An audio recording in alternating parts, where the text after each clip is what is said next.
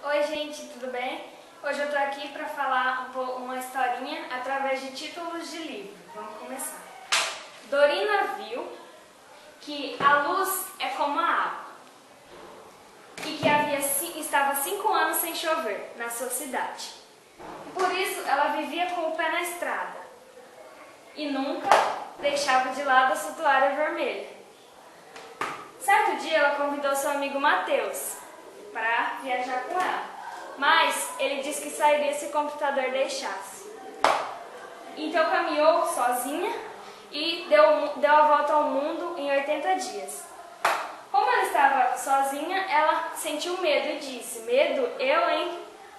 O que está acontecendo comigo?" E foi assim que ela percebeu a força da vida. Bom, essa foi uma historinha criada por mim e com a ajuda de alguns professores da sala de leitura. Obrigada, tchau!